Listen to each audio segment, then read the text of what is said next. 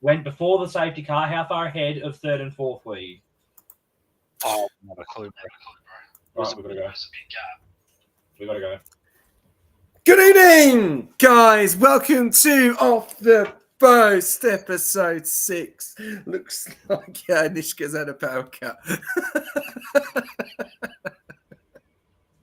Oh, cheer up, you miserable sod. I'm absolutely wrecked. we can talk about that. How beautiful is this jersey, SJ? Love it. It's Germany, eh? Yeah, Germany's awakened. I like that one. Yeah. Do you like this That's one? a beautiful kit. I've got links on. I've got my old links top on. What do you think? Beautiful. I do like this one. Beautiful. Links All Africa, right, guys. to be exact. Huh? Links Africa, to be exact. Yes. I might remove that. We'll see. Actually, I will remove that. Hang on, let me get rid of that. Annoyed.com. Yeah, I am. Fucking annoyed.com. We'll talk about it anyway. Guys, welcome. All right. Well, obviously, it's been a very, very busy week. We will go over a few things here. Don't forget your scarf. Hide the wheel. Yeah, hide the wheel. Hide the wheel, mate. Hide the wheel. What a week. First up, let's talk about the match week number 5. How did we find it? What did we think of the results? What surprised us? Yeah, fire away. Yeah, probably the surprise was probably United to me, even though I did tip them. Yeah, other than that, there wasn't too much. Well, for me, there wasn't too much of a surprise. I believe I've done quite all right when we go to the results of what we put in. So, yeah. What about you, Keeper? Yeah, look, I'll be honest. I stayed up for that one, and I can tell you, yes, the result was a surprise, but I think the United team owes Sanchez a beer. I don't know what he was thinking doing that early in a game. So that was probably the surprise result. And look, I'd probably have to say I'm actually a little bit surprised about the Arsenal City one too. To be honest with you, last time they played at the Emirates, Arsenal pumped them 5-1. City haven't looked as good start this year as what they normally are. Arsenal were, a team that's expected to be a title favourite or contender, and I really thought they would have approached the game differently than what they did, given the fact they were playing at home. So that 1-1 draws actually was a big surprise to me too. Yeah, with that one, to just touch on it quickly before we actually dive into that a bit later. I think with that one, I was very surprised how negative Arsenal went into the game, and then actually in the game, City just lacked creativity and everything, and let Arsenal just own the ball. So, yeah, I think the result was probably pretty reflective of how both teams actually approached the game. To be fair. Yeah. My answer. I knew you were waiting. I knew you were waiting for me to make a decision. I'd say Man United, to be honest with you. I was quite impressed with them. I thought they played really, really well. They went out the gate. Got the early goal, and the weather was just ridiculous. It was chucking it down with rain, so it was real difficult conditions. And that red card that changed the dynamics of that whole game. They made so many changes, and I think it was a lot of things were going on in social media about why were you taking off the wingers? You could have left at least someone on there. Obviously 10 men, you take off the keeper. You make a change. Yeah, you probably sacrifice maybe Willian Estavo, but you keep Cole Palmer on the field. And then all of a sudden the other winger came off, and I was like, oh, okay. So it didn't seem to be any lackluster opportunity there for Chelsea in the end. So, no, good result for Man United and a good momentum going for them into next week. So, yeah. All right. Okay. Did Palmer have a little bit of an injury? Is that why they knocked him off? I don't know. I haven't said anything about it. You know, they haven't said anything official from what I've seen. The commentators just touched on the fact that they thought he might have tweaked an existing injury, so it might have been a precautionary sub, given that they were down to 10 men, they were already losing the game. Yeah. All right. Well, there we go. There's a little bit of a touch. What was the best game of the week? So there we go. We've put our votes in there. Let's recap then. Let's recap match week 5, and then we'll go straight into the predictions and then preview, and then get the show underway. So first up of the game was the watch along, was the Merseyside derby, Liverpool and Everton. Obviously, both of you guys Liverpool fans. We'll go with you, Nishka. It was your birthday, actually, wasn't it? So it was. Good birthday present for you. Yeah, it was a good birthday present. It was it was quite a good start from us, I thought.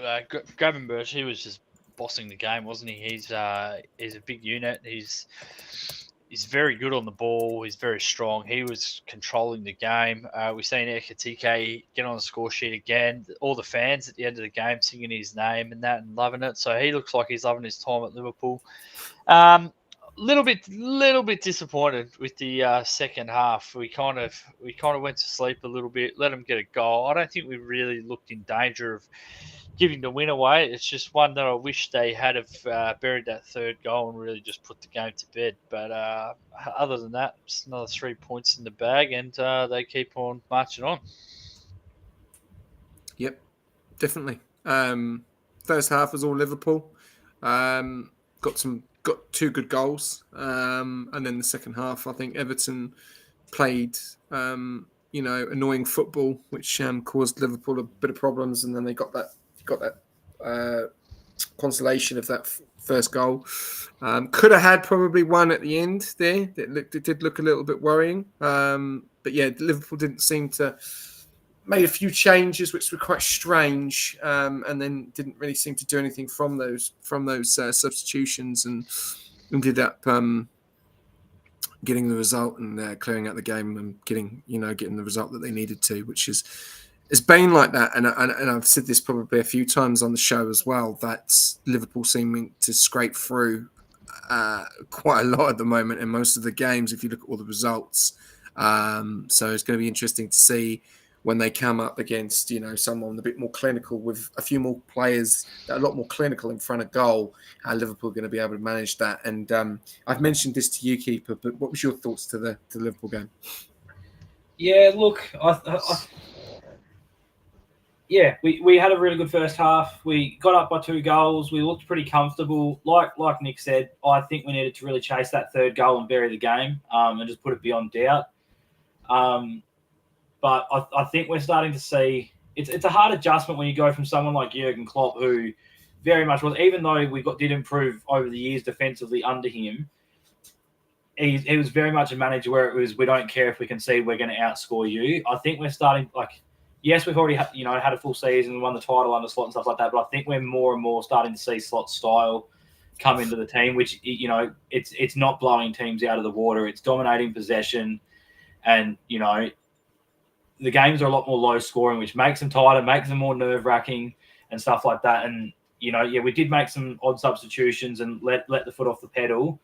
But yeah, I think we need to sit back and probably get used to this. I think it's going to be a pretty common thing that Liverpool are going to have close games regardless of opponent. I just think that's the way that we're playing at the moment.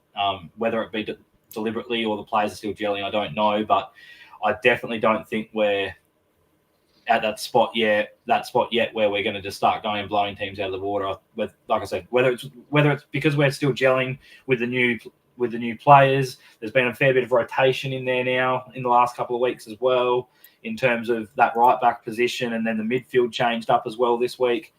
I don't know if it's that or if it's just slot ball, but yeah, it seems to be a thing that's going to stick around for at least a little bit longer, I think, these tight games. Yeah, well, at least you're honest. At least you're honest as being a Liverpool fan, and you're being honest about it, which is really, really good. So, question coming into the chat: have Liverpool hit 5th gear? I think they barely got out of 3rd yet. Yeah, I don't know. They're looking like they're still just trying to get their act together with the new signings and trying to work out what what works best, what's going to be the best lineup. I think it's still early days, so I think they got a lot of improvement in them still. With the guys that they've signed, one that's a bit of a worry for me at the moment is Curtis Jones coming on off the bench. Even when he come on, he looked all out of sorts, and we lost all control of the game once he was in that midfield. So I don't know what's going on with his form at the moment. He should be thinking himself lucky. I think he's even on the bench at the moment. So he's probably one that needs to lift a little bit. But yeah, you're going to have Frimpong getting back to full fitness. We're gonna see more of Isak. I think they're only going to get stronger. And your thoughts, Keeper? Yeah, look, we're definitely not in fifth gear yet. Like Nick said, not even sure we're in third. We're around that. We're doing enough to win games, but we haven't. Like I said, we haven't put that foot down yet. And yeah, Curtis Jones, like you touched on that, but I think he's going to find it hard to get much game time this year. Like, obviously, we're going to have a busy schedule with Champions League and Cup competitions while we're still in them and stuff. So I think you'll see him make those appearances off the bench. But unless we're versing very lowly opposition, I don't think you'll see him get into that starting lineup many times this year because, you already had Zoboslai, McAllister, and Gravenberch, which is your clear starting three, and you now add Florian Wirtz into that. So one of them's going to have to miss out every week now that we're actually started playing our right backs at right back again. So it makes it very, very hard for Curtis Jones to get a look in. And, it doesn't matter how much training you do. If you're not in those game situations very often, it's probably hard to come in and do what he needs to do. But, he needs to find a way to work past that and hit the ground running when he does get his opportunities, because that midfield that we've strengthened this season, those chances are going to be few and far between, and he needs to make them count.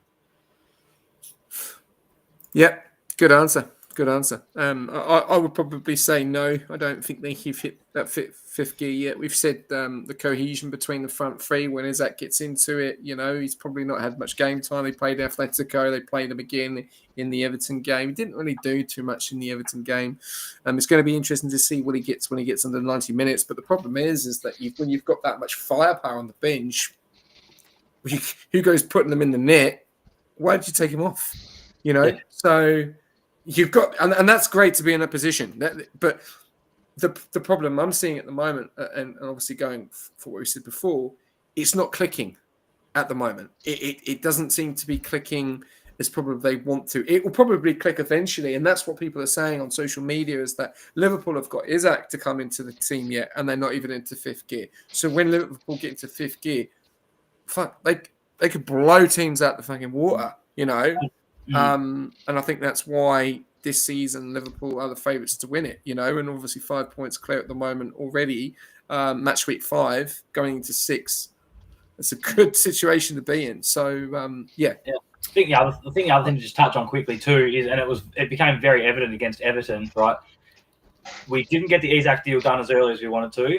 He boycotted pre-season at Newcastle. He hasn't played a whole lot, right? So he's only arrived at the club late. You saw it clear as day. We noticed it against Everton. Slot's still experimenting where he wants to put players and who he wants to play where once Isak does come to the side. Like, we've seen Ekitike play on the left for the first time. And this is the thing. You've got Ekitike can play on the left and he can play striker. Gakpo can play on the left. He can play striker. Isak's obviously an out-and-out striker. Florian Wirtz can play in the middle or on the left. Like, there's so much rotation and change of positions there until we get into a system where those it becomes the same changes every week. Those players are going to have to learn to adjust, and it's going to take time to adjust to constantly moving into different positions on the pitch and playing a different role. They definitely experimented with that in the Everton game. You've seen it as soon as they got that first goal. That was it. Gakpo was in the middle and Ekitike was out to the left. So obviously on the left's Gakpo's best position, but you can still do the job through the middle, and I think they really wanted to see what Ekitike can do on that left, so they can allow them to play Isak and Ekitike in the same team. Yeah. Okay, cool. All right. We'll move on to these two games quickly because they were both draws. So Burnley and Nottingham Forest was 1-1 at home at the Burnley Ground. And as we saw Nottingham Forest go out of the Carabo Cup against Swansea, we thought that Ange would have a bit of an opportunity here. This was an interesting game, to say the least, because it was actually the Nico Williams that scored an absolute thunderbolt of a goal. And you were thinking, oh, this could be the time that Ange gets his opportunity. But Burnley, scrappy goal that was.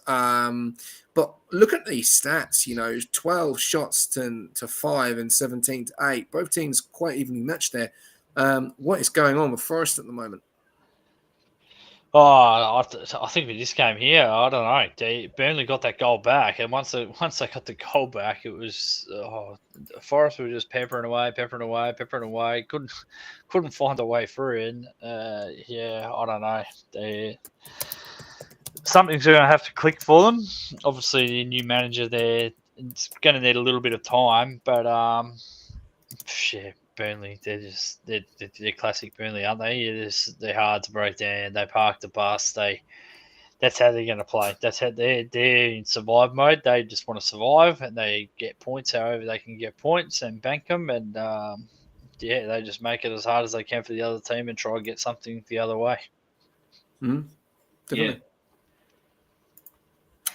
Yeah. You keep it. I completely agree with Nick on that one. You like.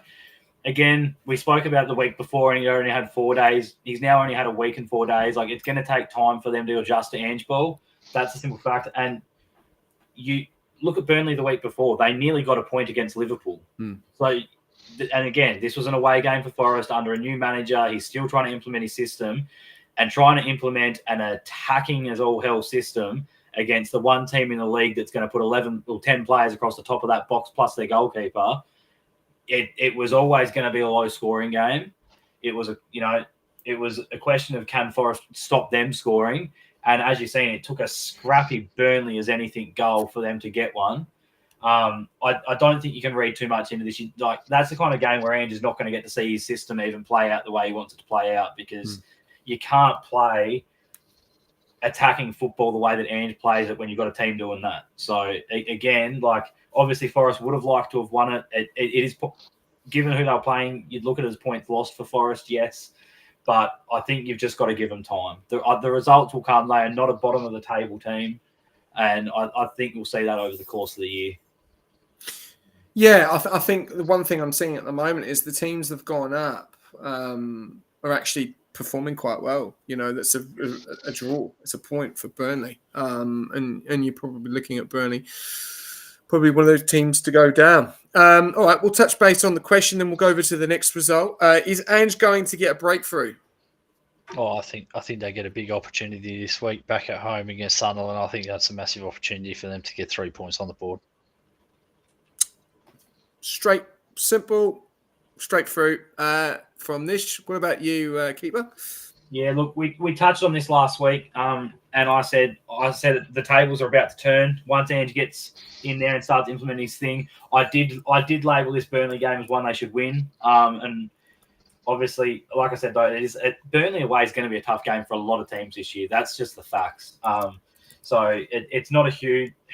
Yes, they would have liked to have won and taken the 3 points, but they have a couple of good Premier League fixtures here. Oh, sorry. They've got one good Premier League fixture coming up here, and they need to take advantage of that because they start European football this week away in Spain. Then they've got a home game to Sunderland. They need to do something there. Then they've got European football again, and then they've got away to Newcastle, home to Chelsea, European football, away to Bournemouth, home to United. They've got a tough run coming, so they need to grab 3 points this week. That's no if, buts, or maybes, because you look at those fixtures once you start throwing European football into it as well, and it could be a very miserable 6 or 7 weeks for them coming up. So they need to take advantage this week. This needs to be the week where Ange gets the breakthrough and builds confidence in his team. Because if they don't get a result, if they don't get 3 points against Sunderland and they have to go into this fixture run without a win against Sunderland, it could be detrimental to their season, to be honest. Okay, cool. Pretty straightforward then from both of you. I reckon he will do from my point of view. I think it's just about over time. I think, like you said, he's had 4 days. He's had a week and a half. It's not been the best, though. Obviously, out in the Carabo Cup, should have really beaten Swansea.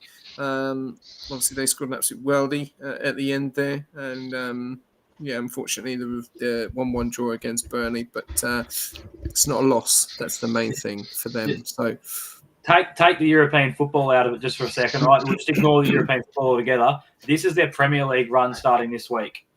Home to Sunderland, away to Newcastle, home to Chelsea, away to Bournemouth, home to United, home to Forest, home to Leeds, away to Liverpool. Like that Leeds game is literally the only one. The Leeds and Sunderland game is the only one you can sit back and confidently say, "Oh, they should be able to. They should be a chance of 3 points." Like that is a nasty Premier League run coming up, and there's European football in between all of that as well. So, yeah, this week's important for them. Definitely, I do agree. Going over to the next result, Brighton versus Spurs. Jakub Minter scored the first goal. Actually, Brighton looked very good in this game. They looked like they absolutely pulled Spurs' pants down in this game, but unfortunately, due to a late own goal, they ended up putting in the draw there. What was your thoughts to this, keeper Brighton and Spurs? I'll be honest. I was shocked by this result. I really was. Yes, it's still early in the season. It was only round 5, but I've been firm. You're used to seeing Tottenham bottle it. That's just what they do. But I've been a firm believer that they look different under Thomas Frank. They've looked really good. They've looked like a top 4 side. I wasn't expecting this result. So full credit to Brighton. They came out. They played good football. They had they had more shots. They didn't have much. They had nowhere near as much possession, but they had more shots. They had better XG. They had more shots on target. Like, credit to them. They took it up to Tottenham, a Tottenham side that was looking very good up until this game. So, yeah, I was shocked by this result. Yeah. What about you, Nish? I predicted this, that they were going to get a draw down there. I thought Tottenham, coming off the back of European football, they're going to be flat, going down there, hard place to go down and play. And that's exactly how the game started. Yeah, the Brighton come out more fleet-footed. They got the 2 goals on the board, and then Tottenham tried to grind their way back into the game. And other than a scrappy own goal, they just got away with getting a point. So yeah, they got a bit of work to do. This was always going to be the challenge for them. You're playing European football. You need to be able to back it up and get the results in the Prem, and that was my question mark over them. And I've been pleased watching them most of the season so far. But yeah, this was one that I kind of thought could be a little bit of blip on the calendar for them. Yeah, I'm not going to say much. Obviously, I'm not a fan of Spurs. I was obviously after for Brighton to get the win here. I was a bit disappointed when they conceded, those 2 late goals, which was a bit unfortunate, especially the own goal. But Brighton looked like a funny team. They beat City, they drew on against Spurs. They look like they're going to be a dodgy side for most teams, and obviously they're going to play Liverpool, Arsenal, Newcastle, and Chelsea and Man United. So it's going to be very interesting to see how they go. But no, a really good, really, really good result probably for them. They may probably take that away from the Amex and think they should have deserved 3 points. That's probably one of the biggest negatives of the game, because they did score very early on, and they did look like they wiped the floor with Spurs in the first half, to be honest with you. It looked like Spurs had no idea what they were doing. So, all right, cool. We'll go on to our next game, which is, this team, I'm sorry to say, are in serious strife here, and I'm going to put a message up in a second. West Ham against Crystal Palace, and just look at the stats here, right? West Ham had 8 shots and 3 on target. Crystal Palace had 18 and 3 on target. Obviously, lost again at home, and Crystal Palace took the win. So Crystal Palace on really good form lately. West Ham don't seem to have an answer at the moment. Nishka. Yeah, they're lacking creativity going forward. Their problem in this game wasn't that they didn't have enough of the ball. It's what they're doing with it. They're going nowhere with it. They look lost, and when they're trying to go forward, they're a struggle to watch them at the moment, to be honest. But take nothing away from Palace. Palace are doing great, even without Eze now. They're playing well. They deserve a bit more credit than what they're getting, I think. Okay. What about you, Keeper? Yeah, look, obviously it's concerning for West Ham at the moment. They're down the bottom of the table. They've had 1 win, 4 losses. There's only one team underneath them, and their coach is going to be under fire. But like Nick said, take nothing away from Crystal Palace. They're one of only 2 teams in the Premier League that haven't lost a game of football yet. So that was at home. Even at home, that was going to be a tough one for them. Like Crystal Palace, yes, they've only got the 2 wins from 5, but they've had 3 draws as well. And they're a team that are hard to beat right now. And for a struggling team like West Ham, who I think was this the first game this season they've actually played a recognised striker. Yeah. So again, that's yes, like Callum Wilson's, he's a known striker. He's got a proven history of performing in the Premier League. But it's his first game starting for the season, and that's not ideal. To be 5 games into the season and you're only just playing a recognised striker, that's concerning. So hopefully they continue with it, and he'll find some form for them. But yeah, I'm pretty sure I predicted a Crystal Palace win. So yeah, I wasn't surprised by the result, to be honest. I haven't really got much to say on this one, to be honest with you. I think West Ham have been absolutely abysmal all season. I think you've got some fantastic players. Jared Bowen, Thomas Suchek, James Ward-Prowse.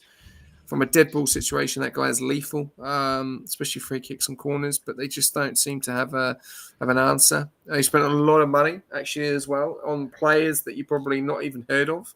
They bought, I think, a £42 million midfielder. I'm probably just going to go straight to the question. Do you believe that this is Potter's last chance this week at Everton? Maybe not his last chance, but it's going to be close. Oh, it's got. Well, just I'm going to interrupt on that. It's got to be, because if you look at their form, right, they've played 5 games and they've lost all 4. They've drawn 1 game. They've won 1 game this season. Yeah. It's abysmal. It's a worry. I think, how many of them were at home? Probably 3, I think. 3. Yeah. 3. So that just tells you they cannot win at home at the moment. So do you believe that someone else needs to come? And especially there are a few managers that have been talked about in the media as well for West Ham. Jose Mourinho has unfortunately just been signed for Benfica, so he's out. But obviously they've got other managers in the pipeline. So too early or Christmas? What do you think? Because can't keep losing at home. No, and sorry to say, they're away obviously this weekend. So yeah. Look, they're another team that's in strife. Everton's in form. It's an away game. Then they've got an away game to Arsenal. Then they've got to play a Brentford side that's pretty good. They're in a bit of strife here. And I think Graham Potter is under the pump. And the thing they've got to realise is there's a couple of managers under the pump. And it's not so much about giving these people a chance as it is getting rid of them and pouncing on the available managers that aren't in a job right now that are proven Premier League managers that are available. You've got Nuno sitting in the wings. The only reason he doesn't have a job is because he had a falling out with the owners. He's still a great manager, and I honestly think the first team to pull the plug will pick him up. And you've got to weigh up giving this bloke a chance, but do you want to be that team that misses out on that available and proven Premier League manager at the same time when you're not performing right now? So he's definitely under the pump. I don't know if it'll be this week, but yeah, he's on board time. And I mean, you even go outside of the Premier League, they got knocked out of the cup by Wolves, and Wolves have been horrendous. Yeah. So that game there outside of the Premier League is a massive alarm bell as well. So yeah, he's definitely under the pump. It's 2 shit teams in one then, isn't it? Yeah. All right. Sweet. We'll go over to the next game, and Wolves versus Leeds United. Wolves, another loss, and Leeds United finally getting some goals. And it was actually Wolves that dominated this game, though. 16 shots to 6 and only 6-4 for Leeds United. But Nish, great result for Leeds United away from home as well, 3-1. Yeah, it was a great result, man. Go on, lads! Yo, love lights! Yo, love lights! Yeah, I was waiting for him to get off and then put that shirt back on and come back. Wolves scored early in this one and get a message off Husey, up the Wolves. Oh, here we go. And then, last 15 minutes of that first half, Leeds just went bang, bang, bang. And we've seen some reward for their signings they made. Calvert-Lewin with a nice finish. We've seen Okafor get on the score sheet. And, they really put the game to bed in that sort of 15-minute period there and didn't look back from there. But the worry was when they went one goal down, you're thinking, oh, where's the goals going to come from Leeds? They've been hard at scoring. So I think they probably put a few critics to bed there, banging the 3 goals in. So, hopefully that might kickstart them into getting a bit of a run going. I want to touch base on that, though, because I've actually just seen something in a couple of days after that game that Victor Pereira signed a new contract with Wolves. And they've lost 5 games on a fucking trot. It's bizarre. They are in a world of hurt. And, it's very hard to not see them get relegated the way they're going. I don't know. My take from this game is I don't know what's more concerning, right? The fact that you've conceded 3 goals to a team who only had 6 shots and 4 on target all game and had an XG of under 0.5, or the fact that you had an XG of 1.78 and had 16 shots and only put 1 in the back of the net. I don't know what's a bigger concern right now for them. Like their defense, being able to leak goals that simply off that little amount of chances, or their attack having so many chances and only putting 1 away. Like that's concerning at both ends of the pitch, if you ask me. The thing with this gamekeeper is once they put those 3 goals in the net, the Leeds just shut up shop. That's where all these chances come from for Wolves, and so they should. They're a newly promoted team and they're up by 2 goals away from home. You don't expect them to keep trying to pile the goals on. That's what they do. They shut up shop, and they made it really hard for Wolves, and it's very concerning for Wolves. It really is. I've said for a while now, like over years, it's a matter of time that they go down. They keep flirting that relegation zone. I think it's looking very much like this is going to be the year where the flirting stops and they land themselves well and truly inside it.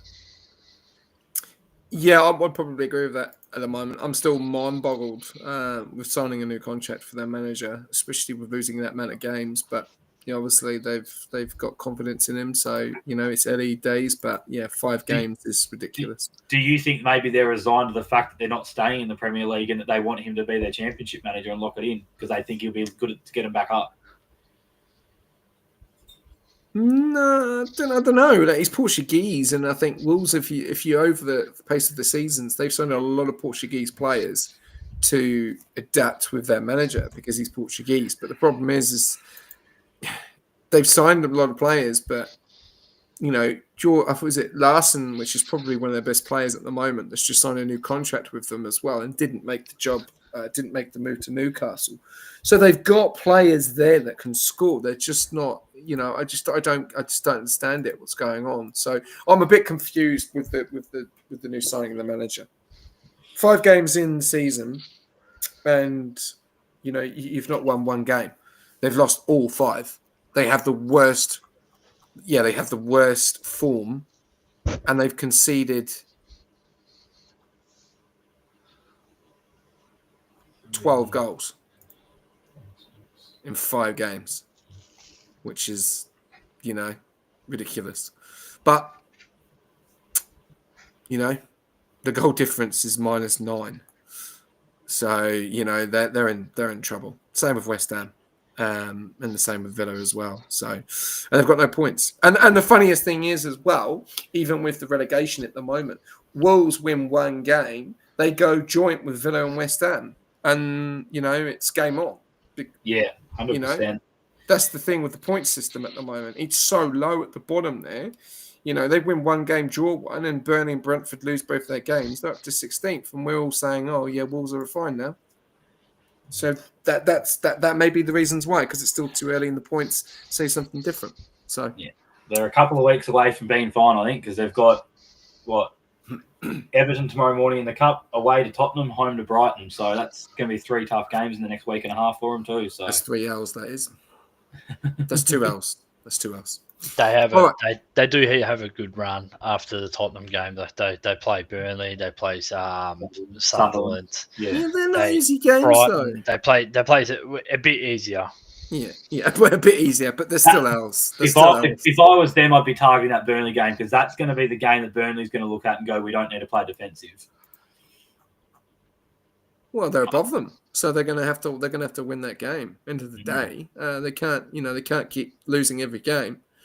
But like I said, it's so early down the bottom. Like if you're looking at the table now, you've got Brighton 5 points, Forest 5, Burnley 4, Brentford 4, Villa 3, West Ham 3, Wolves 0. You know, so but you look at the games they've lost though. They lost to City, which you expect that to happen. They lost to Bournemouth away. Then they lost to Everton 3-2. Everton, we've been saying, in quite good form. So they've scored 2 goals there, lost 3-2. Then they come up against Newcastle at Newcastle, lost 1-0. So you probably think that's a pretty hard one for them to win as well. And then they got beat by the mighty Leeds. So it's not all doom and gloom just yet, but it's very concerning unless they can start stringing some results together after this Tottenham game. Definitely. All right, we'll move over to the next game, which was one of the watch-alongs, which absolutely killed me. Man United versus Chelsea, and I know that Keeper knows about this one as well. We talked about this a little bit. We won't touch too much on this, but Man United got the result 2-1. 2 red cards in the game, so we're not going to see any Casemiro in their next game or Trevor Shabala.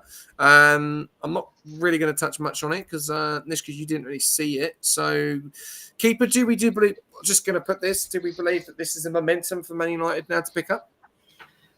Look, there's a couple of ways to look at this, and the main way I'm looking at it is it's just bought Amarin another week. In my opinion, they still didn't look great. They didn't look great. They went down to 10 men as well, which could have cost them the game. They're very lucky. They're lucky they went up 2-0 before they got that red card because Chelsea could quite easily have beaten them if that Casemiro red card had come before they got that second goal. Mm-hmm. Look, it was a crap game. It was pissing down with rain. It was scrappy. I think in all seriousness, you just got to look at one player. You got to look at 2 people and say Chelsea lost this game more than United won it. Sanchez cost him team the game 6 or 7 minutes into a game or whatever it was, and he's come flying in. Take your pick. It was either dog side for denying an obvious goal scoring opportunity, or it was a straight red for serious foul play because he's gone foot up above the player's knee, just gone flying. It was plain stupidity, and he can have absolutely no complaints. There was literally 2 options of a red card to give there. It was just dumb, and then to top it off, yes, you've got to make the changes to get your backup goalkeeper in, but subbing off 2 of your attacking players, both your wingers, they had a chance to come back and win this game after Casemiro got sent off, and they had no chance. They really, honestly had no chance of doing it because they had no attacking options up front. Yes, there's question marks over whether Cole Palmer was subbed off because he might have picked up a niggle or something like that. But irrelevant of that, why are you subbing off 2 wingers straight away? You still need to have options, but you've just gone 1-0 down. The substitutions he made basically said, all right, we've lost this game, don't care. Because he subbed away any opportunity he possibly had of trying to grab a result. And, you can grab a result with 10 men on the pitch. I mean, there's another team that's proved this same round, that they came from behind after going down to 10 men. The manager threw that away. I mean, Sanchez threw it away, and then the manager just cemented their loss by taking away any attacking threat they could possibly have. Yeah, I haven't really got much to say on it. I did watch the game. I think Man United got that first goal. That was crucial, but I think Chelsea just gave it to them in the end. That 10 men, and then obviously Casemiro coming off. Was midfield goalkeeper, but I think Chelsea probably just went way too defensive, and they took way too many attacking players off. Which didn't need to take off. So, yeah, I think Chelsea lost that game themselves. To be honest with you, they did get that consolidation goal back, but it was too late for me for that. But what about you, Nishka? Will Man United gather momentum after that Chelsea win now? Will they go on to now start getting results? Even though they've got no Casemiro going into the next game, will they now start to gather momentum? Because Mabomo and Cunha looked pretty good. Sesko again didn't really do anything in the game yet again. And we've stated so many times your big players they need to perform in these big games. So can Man United gather momentum now? I don't think so. I think they'll go back to being the same United this week and they'll drop points to Brentford. Okay. I think we just saying from what the bits I was saying in the first half before I ended up going to sleep. This was just a game of two basket cases playing each other that needed a win. That's what it looked like to me. Just two basket case teams that are supposed to be good that aren't. That's what it looks like. It's a big. It's a big allegation or big opinion to have. Yeah, but that's how it is, though. That's how I see it. And both these teams are that way. The reality is they have to. I'll be honest. If they have to take 6 points from their next two games, they've got Sunderland and so they're away to Brentford and they're at home to Sunderland. They need to get 6 points from that because after that they're away to Liverpool and they start getting some other harder fixtures as well. Like they're another team that are in a situation, given how good they're supposed to be and how big of a club they're supposed to be, that their manager is in hot water if they don't take 6 points from these next two games. Do you believe that's the same for Chelsea though, or do you believe that Chelsea will bounce back more than Man United? I think Chelsea will bounce back more than Man United. Don't get me wrong; they've well and truly got their own issues as well, and they've got some tough games coming up too. And add European football into it as well. They're not in a great situation to where they should be, but they're ahead of United. They're not at United's level of basket case, as Nick put it right now. Like they're not great, but they're not in as much hot water as United are. Okay, cool. All right. We will move on. We've got three more results left, which we're getting through these as quick as we can. Fulham and Brentford. I was actually quite surprised on this. This was a fantastic result for Fulham at Craven Cottage, which was a great result. And Brentford, unfortunately, getting, I think, their first L of the season, I think. Let's just have a look. Yeah. No, it's not. They've lost 3 games. No, so it's not the first loss of the season. But no, 3-1. No, yeah, they've lost 3 games this season. 3-1 Fulham. What a result for them. I didn't think that, they've actually done very, very well in this game. So, I don't know if anyone watched it. It was the last result of the week. Fulham finally scoring some goals. Yeah, that was the question mark over them, wasn't it? Whether they could score some goals, and we said they had to do it, and they responded at home, and it's a good result. The question mark on Brentford now is can they get results away from home? Like we know they're good back at home, and they can get results against some big teams, and whether they're the same on the road, it's very similar. Question mark over Sunderland as well. They're pretty similar too, where they're very good at home and not as good when they play away. So that's the challenge for a lot of these smaller clubs. They defend for their life at home and they get results at home, and then it's a bit more tricky away from home when they're away from their fans and that. Yep.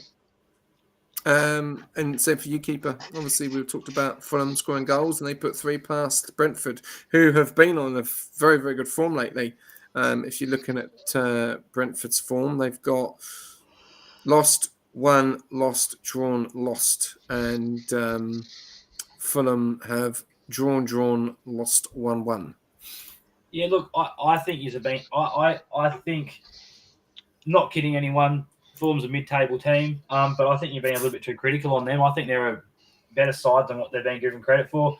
Brentford have only won one of their last 5 games. If you look at Fulham's Premier League fixtures, they've had some difficult games to start the season. They've got some good results. Like, we were talking just before about how hard Brighton are to play at Brighton. They grabbed a point from that, grabbed a 1-1 draw. Then they're at home to United. Yes, United are a basket case right now, but United are expected to win that game. Again, they've grabbed a point from that 1-1 draw.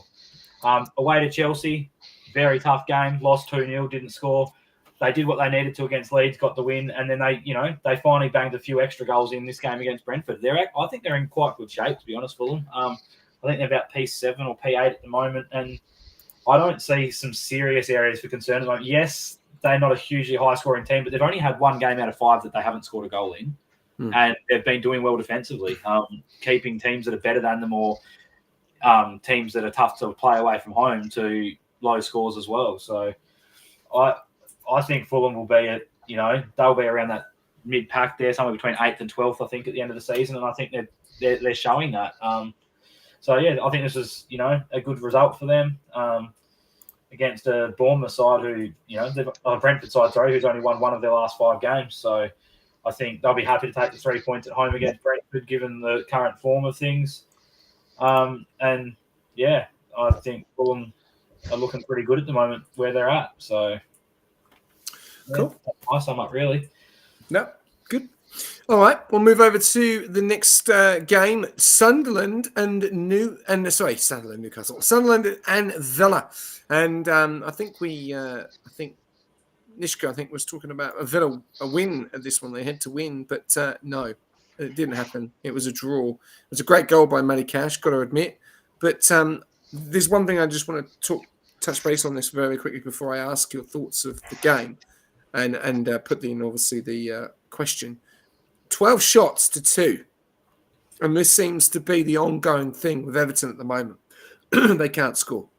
And, not enough shots on target, especially with their lineup. And we'll touch base on Villa's lineup. So Ronnie Watkins up front, Ben Brienda left, Rogers in the middle, Gessard on the right, Kamara, McGinn, Digny, Mings, Konza, Cash, Martinez, class keeper, Watkins. Right. Then you look at their bench. Harvey Elliott, Daniel Mannon, Jadon Sancho, Ian Matson, Leonard Bogard, Victor Lord left, Pau Torres, Jamalin Jibber Olaba, and Marco Bizot. Now, to me, that is a good team, and they've got a very strong bench. And those bench players made no fucking impact at all. What the hell is going wrong with Villa? They got no. Good evening. They got no midfield. This team has no midfield, no creativity. Sorry, fellas. You know what, mate? Yeah. It's too busy. Yeah, they got no midfield. They got no creativity at all. You see in this game here, like Sunderland had the red card. They went down to 10 men. Villa absolutely bossed the ball. They had like 70 plus possession. I'm pretty sure 71%. Yeah, they bossed the ball, but they're doing nothing with it. They got no creativity. Their midfield is they're so out of sorts. They are shocking. I can't see where their goals are going to come from. They got enough attackers. They got heaps of attackers. You can put as many attackers as you want on, but if there's no supply, they're not going to score. It's as simple as that, and that's what's happening with them. You still got to give credit to Sunderland. They went down to 10 men. They found a way to get a goal. But yeah, Villa, they had to get the result here. But looking at the two teams, right, on this, you've got Sunderland, new team, right, promoted. They go down to 10 men, 33 minutes. Villa scoring 67th minute, right? 67 minutes to get a goal. That's number one, right? Then Sunderland have gone down to 10 men in 33 minutes. So they've played nearly 60 minutes with 10 men, right? And then they score in the 75th minute, right? And we're now looking at Sunderland. They're 7th in the table. Yeah. And Villa are 3rd Nearly from bottom. last. Yeah. Like, what? Like, keeper. Actually, no, I'll go to Cass. What the hell's going on? Yeah, it's not looking good for Aston Villa. I couldn't say it better myself. They genuinely need a result. I think it's absolutely huge for Sunderland to go a man down and still manage to get a point from this game. Crazy, absolutely insane. Look, I haven't actually watched this game genuinely, but from the games that I watched, I think I mentioned this when they played Palace earlier in the year. I think I remember saying that it was a struggle to build through their midfield, but I think on reflection, it's almost like they're not dynamic enough and they're not adventurous enough with their progression to be able to get the ball consistently to the front line. It's almost like they're really, really scared and they're really, really. There's no ability, there's no confidence, there's no conviction in the way that they play. And looking at this lineup, having Buendia on the left-hand side to begin with, I can understand what Unai Emery's trying to do. Like, I see it, right? I can see the vision, but obviously it hasn't worked. There's really key figures that maybe need to be phased out of the team, like maybe even John McGinn potentially, and players like Luca Digne. Like, you know, are they getting to that age, or are they getting to the point in their careers where they need to be moved on? Potentially. So that's what I would start to focus on and see if there's some answers inside the team and inside the squad, and hopefully January can bail you out because it's not looking good for Villa. Yeah. Especially like Morgan Rogers has been a big talking point for Tottenham, Arsenal, Man United, maybe City as well. I think Liverpool may have looked into him as well. 62 million, 72 million, and I'm thinking, or 82 million or something, or, you know, what? No way. I would not be even paying that amount of money because they can't get a result, you know. And you're playing Mbendia, but you got Harvey Elliott on the bench, you got Jadon Sancho, and those guys came on and they made no impact. So there is something seriously wrong with that team. You obviously cannot take it away from Sunderland. They've done a fantastic job. 10 men is extremely difficult to even get a goal unless you do something, you know, like you make a big balls up, because you've got so many more men against a team which have got less men, you know, so you've always got one extra player that's going to find that space. And that's what 10 men is so dangerous. And especially at home at the Stadium of Light as well. I'm just a bit confused on Villa at the moment. And your thoughts, Keeper? Look, I'm going to be blunt with you. Chaos might disagree with this, but I think this one I'll draw is their worst result of the season. This one I'll draw is worse than their 3-0 loss to Crystal Palace. How can you play 2/3 of the game with an extra player on the field, have 71% of the possession, take the lead of the game, and then end up having a draw with less shots, less XG, less everything? Like, this is a mind-blowingly terrible result. Like, you know, Crystal Palace is a great side. Yes, Sunderland's doing well at the moment, but they're a newly promoted team. They've played 2/3 of the game with 10 men, and you've taken the lead and somehow managed to bottle it while having 71% of the possession and doing absolutely nothing with it. This is by far, in my opinion, Aston Villa's worst result of the season. No, I'll agree there, Keeper, 100%. Like, as much as they were toothless in the game against us, like, this is worse, 100%. Like, to have the opportunity against Sunderland that's recently promoted, you've got so much quality in your team, in your side, in your squad, to be able to make difference. You've got so many players that can make a difference, man. Like, you can't say that it's not because of quality. Yeah. So, yeah, I agree, 100%. Worse result than losing to us. Yeah, definitely. And, we'll have to wait and see if they can bounce back when we talk about the preview of Matchweek 6. Going over to the next game, the last draw, and then one more game to go. Bournemouth and Newcastle. Bournemouth being on fantastic form lately, actually getting a goalless draw at the Vitality against Newcastle, who do look very good with their new signing of Volta Made. But again, Newcastle, since the Isaac departure, still can't put goals past teams at the moment. And Bournemouth, fantastic team on form, lost 1-1-1-1 and drawn, sitting at joint second, really, without goal difference. So they are fourth on 10 points, same as Tottenham and same as Arsenal. Thoughts? Caus. Yeah, this might sound out of pocket, but I think I'm a little bit disappointed that Bournemouth weren't, I would say, adventurous, full knowing that Newcastle have a lot more midweek football than them.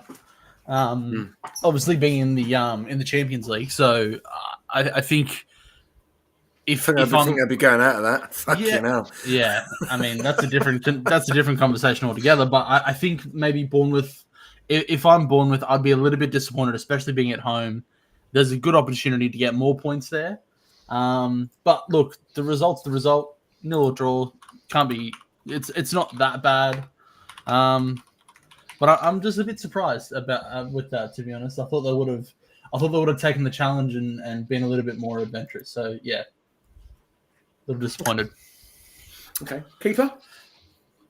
Yeah, look, this was a lackluster game, to be honest. I think both teams would be disappointed with a 0-0 draw. They've both got really good players on the attacking side. Obviously, they're missing Isaac, and then their new signing's gone down with an injury and international break and stuff. So it was going to be a tough game for Newcastle, I suppose. But, yeah, it's very lackluster. It's a very lackluster result. I mean, it pretty much sums up the game when FOTMob have had to remove the stat big chances created from their freaking thing on this game because neither team made one. Like, that's when you go there and you can't even, they've completely removed it. It doesn't say big chance created 0-0. Like, they've just completely removed it. Like, that sums up this game for both teams. And I think, both teams would be disappointed, but I think Bournemouth would be a lot more disappointed being their home game and the form that they've been in. Yeah. Definitely. I think so. I think Semio's been on fantastic form, and Walter Marty does look like a key player for Newcastle. He is a big target man. So crosses, corners, I think that they're going to be dangerous, but they don't seem to have anything at the moment, which is going to be very interesting. Sandro Tonali, though, is playing good football at the moment for Newcastle. I've got to admit, he's going to be, looks like to be the one that's going to unlock something. And if Bruno Guimaraes can do something as well, that's a good pairing to have. So we'll see. Nishka, your final thoughts? It's very similar to Chaos. I thought Bournemouth had an opportunity here to get a result. I did think they would take it up to Newcastle after the Newcastle coming off the Champions League football. I thought they might be a bit flat. That was definitely the case. They were definitely flat. They didn't show much at all. But yeah, I think little feeling of Bournemouth missed opportunity. But yeah, all they had to do was score one goal and they'd be second in the Premier League table. Yeah. Yes. It is. All right. Last game of Matchweek 5 was Arsenal at home versus Man City. This had a lot of talk. Caus is ready to fire this. He has had a few messages to me about this game. I will go last on this one. Or I can go first, whoever wants to talk to me about it. But you can go last, Sesha. You can go last. I go last. Whoever wants to take this one away, fuck off. Whoever wants to take this one away, Arsenal versus Man City. Cass is ready to go. Let's go. Look, I'll be honest, man. All jokes aside, genuinely, I am mind blown watching that game. Watching Pep Guardiola go to a 5-4-1 for 70 minutes of the game is crazy. I would never thought I'd ever say that statement in my life. A 5-4-1, bro. That was insane. Crazy. I think, I know we talked about this when Arsenal played Liverpool, but I just think the lineup decision making. You have so many tools in the fucking shed. Why are we packing away Eze until the second half. Like, that doesn't make sense to me. I know probably SJ will mention it as well, but such a massive player. You've signed over you've signed these players to make the difference in games, and you don't start them. You don't give them the reps, the time to be able to get into the game, build momentum, get some confidence, get a read on the opponent for crying out loud, right? Like, that's a big part of being an attacking player, is understanding how an opponent's going to play. Can I send this guy left? Can I be able to cut inside? Does he keep coming across? Like, the fact you give your attacking players half the time just shows that you legitimately have zero faith in these guys to make the difference, and then you're calling them at the second half to bail you out. Like, it's just not how a club should be run. Like, every single team, and it's funny because I watched the Gary Neville podcast, and he mentioned something that really resonated, where he goes, the vast majority of title-winning teams are always putting their attacking players out and trusting them to be defensively solid, right? They're not putting a defensive lineup out and then telling the defending players to go attacking. They're saying to their attacking players, this is your role. You need to make the difference in the game. But when the game calls for it, you need to drop back. You need to do a job. You need to sort it out. So I'm very surprised as to why Arteta is just, he's so negative in the way that he wants to play. And I've never been a fan of it. I've always said that Arsenal will be 10 times better under a lot of different managers. It's disappointing for Arsenal. Every Arsenal fan is not happy that I've spoken to, and I'm not surprised. You guys should have got a result this game. You have the equipment, you've got the tools. It's a case of all the gear and no idea. Yeah, I'm not going to say too much. I'll say my part. I've put a question in as well, which will touch base before we go over the predictions of Matchweek 5. But there's the big question there. Why does Arteta not trust an attacking lineup? Why he is going defensive? So we'll answer that question later on when we get everyone's thoughts. We obviously didn't see this game together. I watched this obviously on my own. But yeah, Keeper, your thoughts to the game and result. Yeah, look, I was willing to give. We were pretty blunt when we spoke about the Arsenal-Liverpool game that Arsenal got that all wrong. You could give the benefit of doubt that he was just trying to grab a point away from home. But to go and do this at your home ground, I don't want this to come across wrong, but this game was a game between two teams who are scared to drop points, and as a result of it have dropped points. Like, you've got two teams. You got City who need to make up ground. You got Arsenal who needed a win to keep tabs on Liverpool. And Chaos nailed it perfectly. You've got to trust your attacking players. Like, you've spent this money on your attacking players, and you're sitting them on the bench. And you've seen the difference Eze's made when he's come on or when he started. Like, you've seen it. Like, he is good. And I'm sorry, City playing defensively again is semi-excusable because it's their away game against the top of the table side. Arsenal have zero excuse. This is their home game, and if you want to win a league title, you need to be taking 3 points at home against every team in that league. Doesn't matter whether they're Liverpool, doesn't matter if they're Arsenal, or if they're City, United, Chelsea, whatever. If it's your home game, you need to be taking 3 points. So to come in with a defensive lineup and not chase a win is just absolutely insane, in my opinion.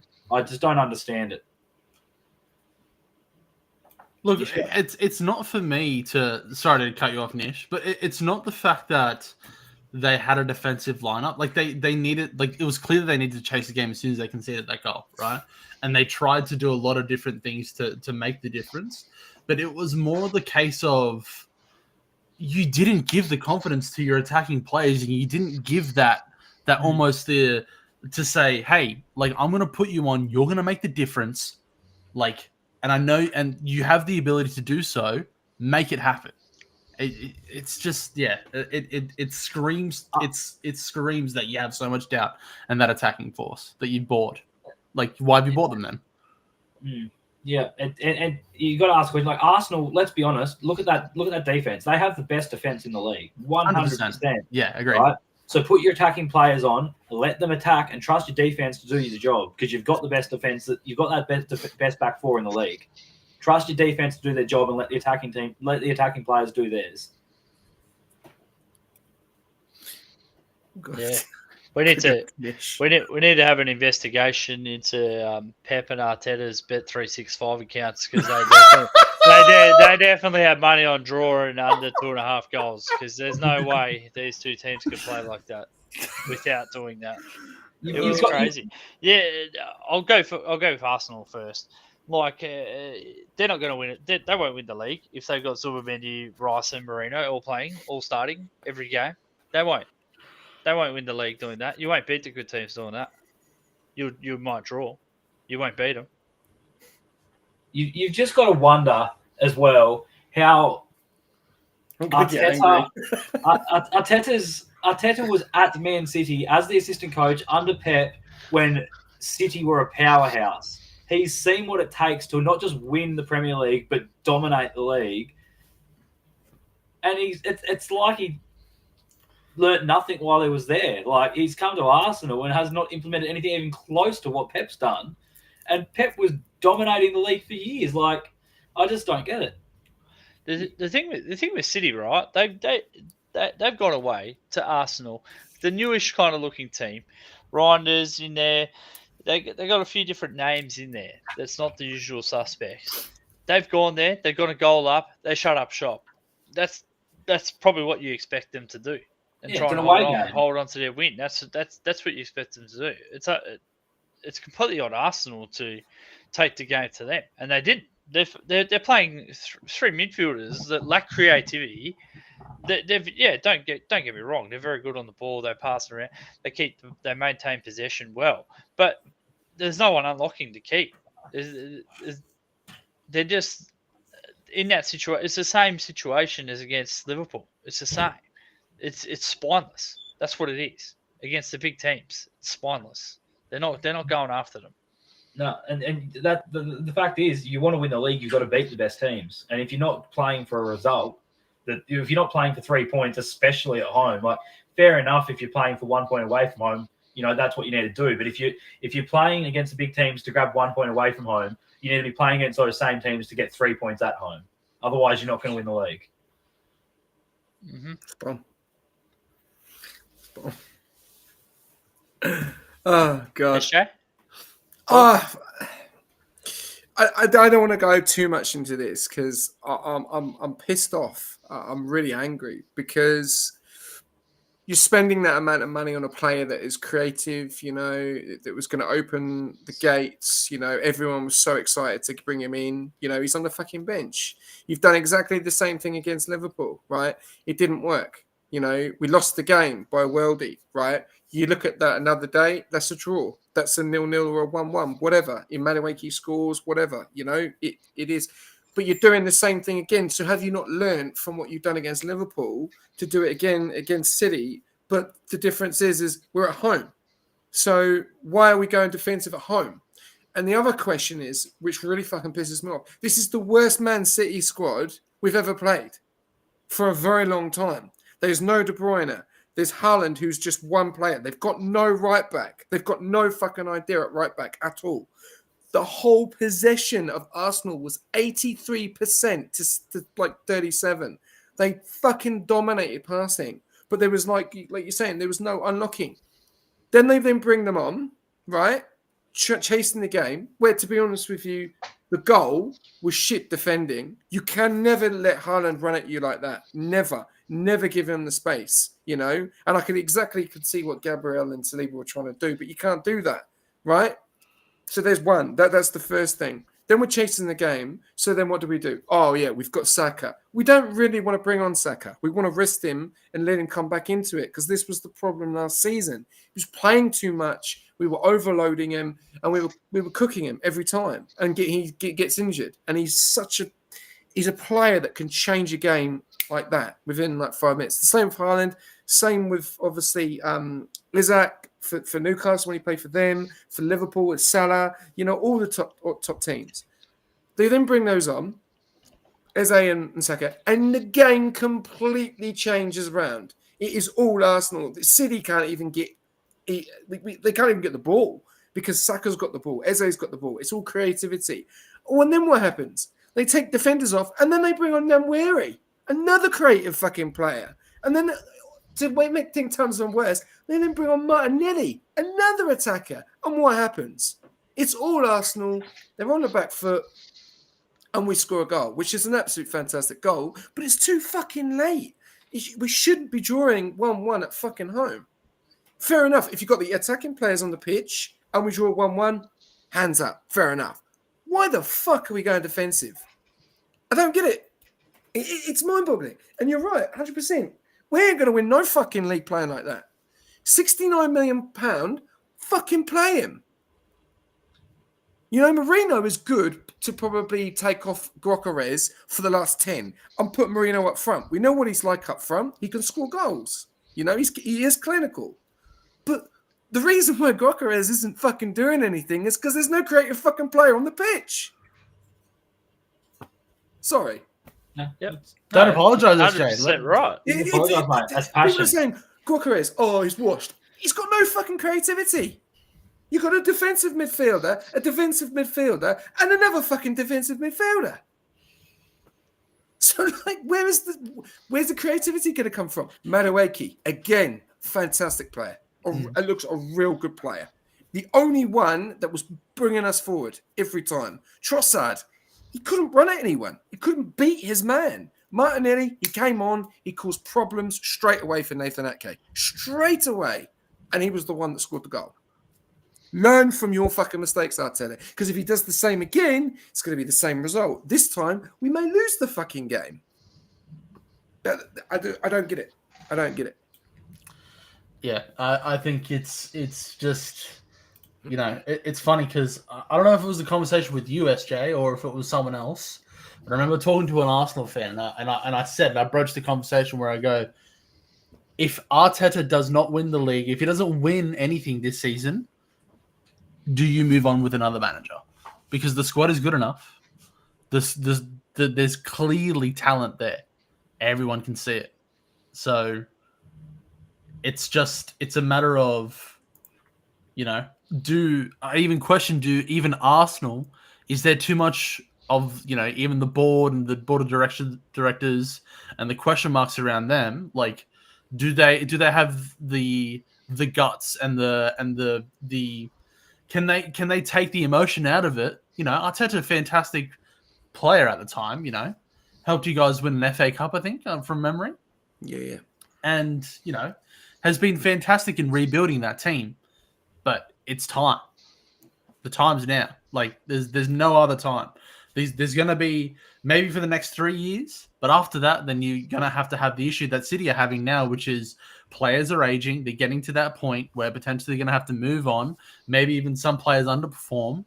Like, the time's now. You need to win something. So I don't think there's no fucking excuse, Cass. I really don't. To be honest with you, you look at the team, they've probably got the best rotation they've ever had. They've got a player for every single position. They've got a number 9. They've still got Jesus on the bench. They've still got Havertz still to come back from injury. There's 3 strikers already. And we know that Havertz can score goals. We know that Jesus is good on the ball. You know, you've got Saka, Matchweek, right? There's your replacement. You've then got Martinelli. You've then got Trossard. Right, you've then got Odegaard, you've got Eze, you've got Hincapi, you've got Mosquera. Mosquera has been fantastic since he's been on the pitch, and the guy has never played Premier League football before. He looks a proper player, right? You've got Kepa for Raya. There is a player for every position. So if someone gets injured, like we've just heard actually in the media that Matchweek is injured, I think he's got a bit of a knock, so they'll be resting him against Port Vale. But they can bring Saka back on and probably play him for 45. They can bring Trossard on. They can play Trossard and Martinelli. You know, when we go against a lower team, that, you know, we can play those guys because we could probably get a result there. We don't need to play Saka. We don't need to play those top players. You know, and when Havertz comes in, we could probably bench Gyökeres. You know, we've seen Rice on the bench and everyone's like, what the fuck? We've seen Eze on the bench and everyone's like, what the fuck? So it's like, we've got to get this sorted. And you're right. There is no excuse this season. I know we could probably go on it for hours and hours and hours, and I don't want to. But I was very frustrated because the Haaland goal shouldn't have happened. And we were chasing the game. And it took, you know, a matter of, you know, it was a good substitution. Don't get me wrong. But it was too late. 93 minutes. You know, if we had another 5 minutes added on, I think we may have won the game 2-1 because we were just all over them. But Eze made the assist and Martinelli scored the goal. And he's done that now 2 times in the space of 2 games. He did it against Bilbao and he's done it against Man City. Apart from this, a draw. So, anyway, on that note, I could talk for ages. Jack Vanderberg comes in and says, thoughts on Wirtz being benched. Quickly on this one, and then we'll go over to the results of the predictions. Thoughts on Thoughts on Wirtz living rent-free in Vandenberg's head? Yeah. Of course he's got to be benched after starting Champions League. Yeah. We've got plenty of rotation through there. The busy schedule started. We've got midweek games every week. We've got Premier League games every week. He's just played nearly 80 minutes against Atletico Madrid midweek. You look at Liverpool's side. You've got McAllister, Szoboszlai, Wirtz, Jones can all play through that 10. So, there's going to be a rotation. There's nothing to look into it. He's looked really good. Yes, he doesn't have the stats of goals and assists sitting there for him, but as we know, Liverpool's number 10 quite often with the way Liverpool play don't get goals or assists on a regular basis because they're usually the one passing to the person that gets the assist. So it's not a concern at all for me. You've got to rotate your players and you've got to keep them fit. You don't want them getting injured, so no issues. Would you play him at Southampton in a cup? Well, he didn't play on the weekend. Who have we got in the league this week? He still played 30 minutes. I'll tell you in a sec, but would you play him in the Carabo? You have Southampton tomorrow, and you have Palace in the league. Yeah, look. No disrespect to Palace. Palace are a good team, and they've got a history of having good results against us. But he's going to start in one of those 2 games. It doesn't faze me which one it is, but he'll start in one of the 2 of them. I couldn't care less which one it is because you got to, you're playing 2 games a week. Last week we played 2 games in the space of 48 or 72 hours or something like that. Someone's got to rotate there.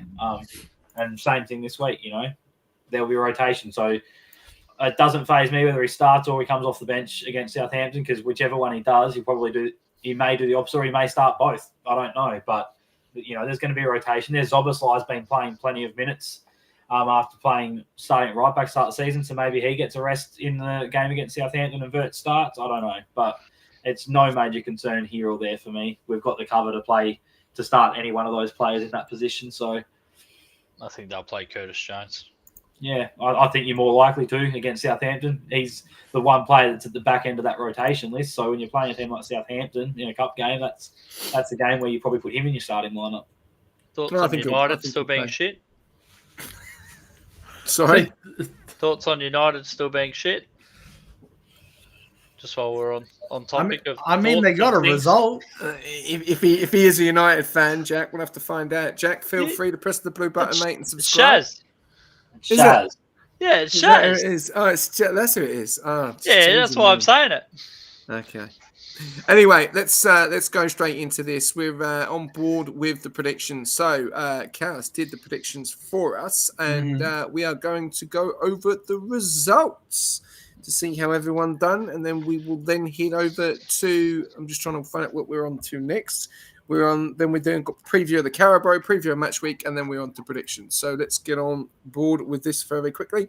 So the results here, they should be here. Okay, I'm trying to work out how this works. Matchweek 5. So we have the table, but we don't know who won. Do we have our predictions that we put in? Yeah, so essentially, those, if you want to have a look at the predictions specifically, go to week 5. Yep, go to week 5, please. Wow, this is awesome. I love it. All right, so you've already done it, I think. Already. Yeah. So there you go. Well, okay. All right, we'll go quickly through them. Liverpool 2-1. Obviously, no one got that. Hang on, let's keep. Oh, you've done it for both of them. Okay, you've done it in the tables. Okay, so keeper got it wrong, but you got the result right. So we'll just go over the results, I think, because it's too much here. So go back to the overall. I think. Yep. So week 5, I got 3. Nishka got 7 points. Well done. Hiding. Let's go. Nishka, let's go. Keeper getting 2. Cal's getting 1. Shaz getting 4. And RJ getting 1. And Anthony getting 2. How many correct scorelines did anyone get? Let's have a look at Nick's because he got 7. So we'll find Nick's Yeah. and see where he scored his points, I think. Let's go down Nishka. Here we go. So he got score correct. He got Liverpool right. Well done, mate. Yep, he got Fulham and Brentford correct, score and result, and then he also got the result but not the score for the Brighton Tottenham game, the Wolverhampton and Leeds game, and the Manchester United Chelsea game. Told you United would get it done after we bagged them out. Yeah, so, mate, they only got it done because they got handed to them. But didn't I say that's just Murphy's Law, mate? We'll bag them out, bag them out, and I'll get the result. Yeah, I wonder how much Jack Vandenberg paid Sanchez to make that tackle. Oi. Okay. Sanchez looked like Jack Vandenberg doing a move on SJ in F1. So now we have the standings. 23. Did I only get 3 right? What did I not get right? Can I scroll down to mine just to double check? I just want to make sure. I don't want to be carved out points here. Hey, it's all there. It's all there in black and white on the table. Oh, I mate. got 2. I only got 1 right, which was Brighton. Bournemouth I didn't get right either. That was a draw. Forest I got was wrong. Oh, I got the draw right with bloody thing. West Ham I got that was wrong.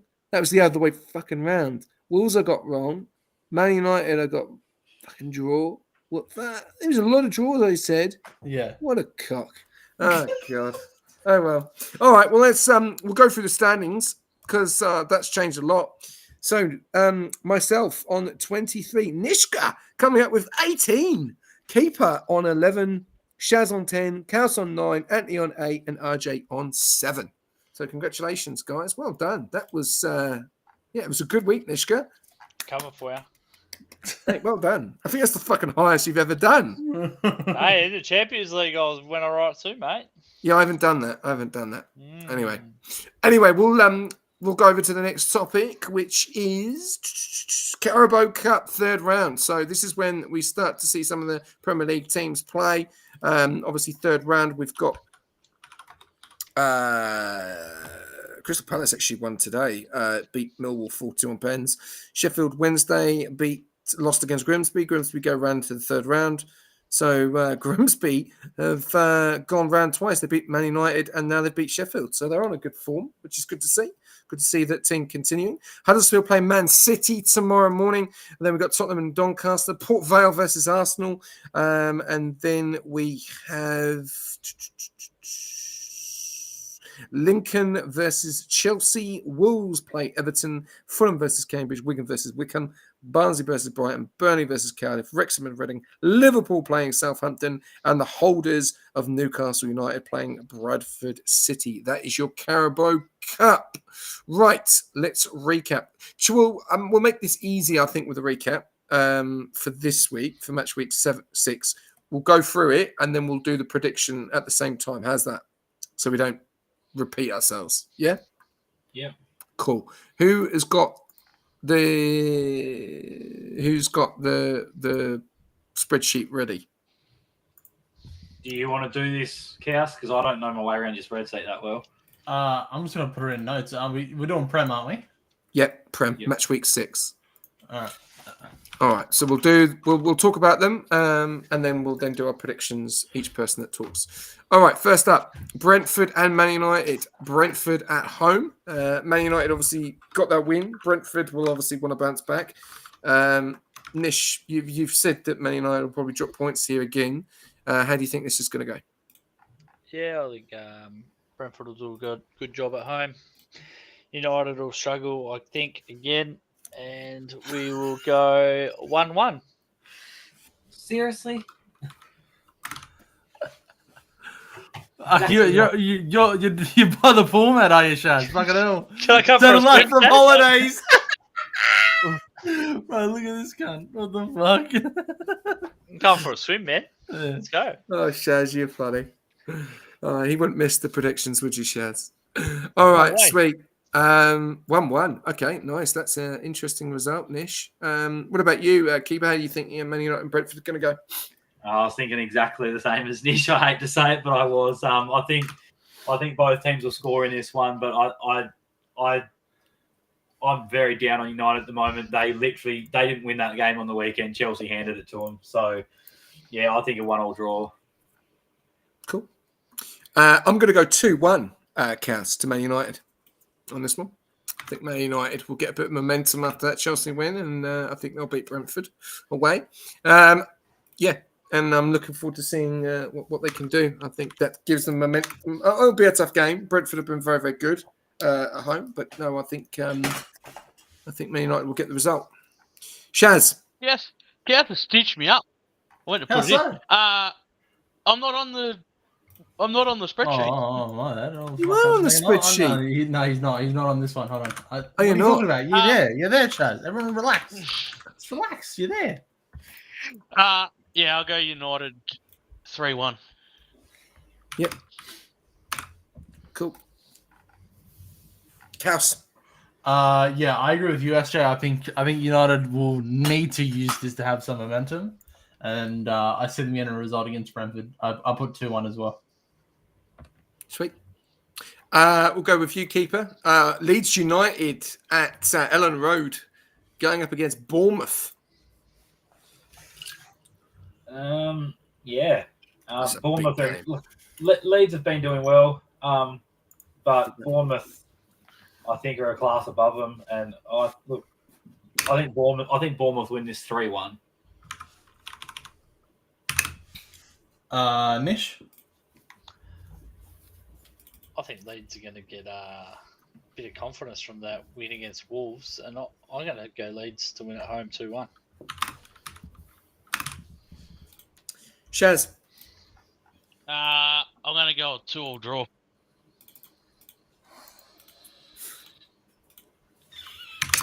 Kaus. I'm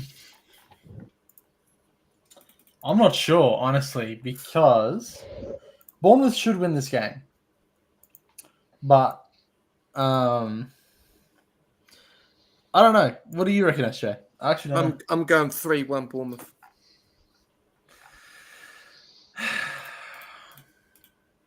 Yeah, I kind of have to back Bournemouth. I think it'll be.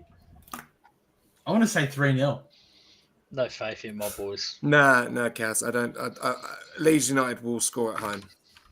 No, I don't think so. 3-0. Cool. No faith in my boys. Sorry, Did Nick. we say you, keeper? Yeah, I said yeah. Bournemouth 3-1. Yeah, cool. Chelsea and Brighton. I'll go first up on this one. Mm-hmm. 2-2.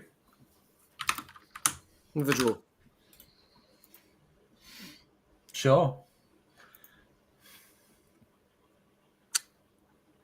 Kaus. Yeah, look, I think Chelsea have a point to prove this weekend. I will say It's got for a crazy Brentford score again, Dish? 3-1. 3-1 to Chelsea. Did they not have a point to prove last weekend? No, they didn't. They had a red card. Yeah, Sanchez They had a red card. Hold on. Sanchez had a point to prove. Oh, fuck. had a point to prove. Didn't have enough time to fucking make it, I'll tell you. Fuck me. Jesus. You got fuck all. He got on the field. Didn't even get warm, I don't think. Fucking hell. Didn't even get on the bus. I didn't see him. Fucking hell. Poor bastard. What do you reckon, Nish? Yeah, I think similar to you, yeah. So I'm going to go 2-0 Chelsea. Really? Right, and not to score. Interesting. Keeper. Chelsea 2-1. Didn't you say 2? Wait, no. I'm looking at the wrong one. Ignore me. Chelsea 2-1. Yep. Shaz. It's just old one. I reckon that Jorgens has got a point proof. So I'm going to say 2-0 Chelsea.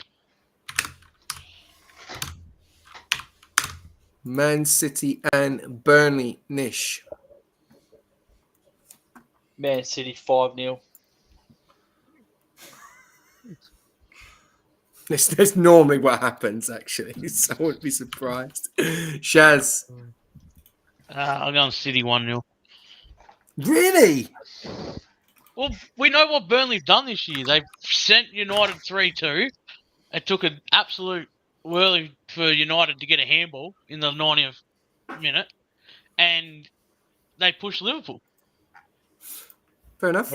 We're not comparing City to Man United, are we? In the current climate. Why don't you get your bathing suit on and have a swim in that fucking Have a swim, freshen up, come back with a better answer, would you? I just can't take out that fucking swimming pool there. You just need the margarita. Yeah, I could just see Shaz wearing that leotard that Borat wears. The mankini. The mankini on. Very nice, how much? Very nice. Sorry, we're going way off a tangent. Okay, 1-0. Cool. Keeper's fallen asleep. No, I'm good. I think City will be too strong at home. I think they'll win this 3-0.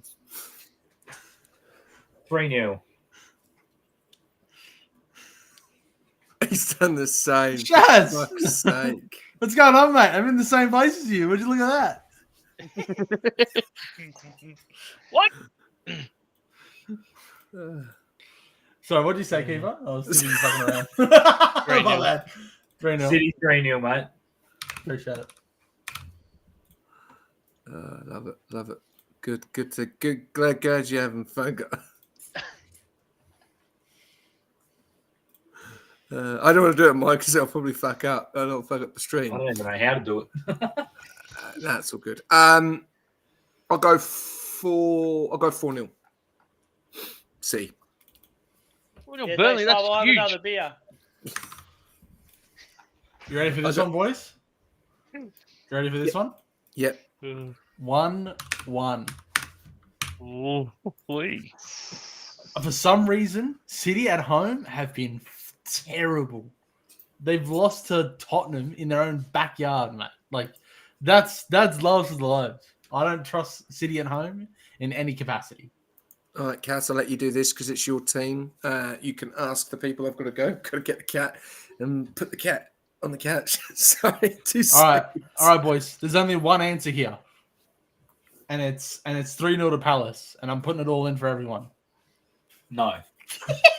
Are we not rocking up and there's going to be a forfeit? Is that what's happened? Oh, yeah. Isak's going to be injured, and you guys are going to get scared. I'll do mine first. I'm going to go. In all seriousness, I think it'll be 3-1 to Liverpool. I reckon it'll be 3-1 Liverpool. I was about to say RJ, but RJ's not here. Go with keeper. Oh, look, we're not rolling teams over yet, and we haven't reached that next gear. So I think it'll just be 2-1 Liverpool.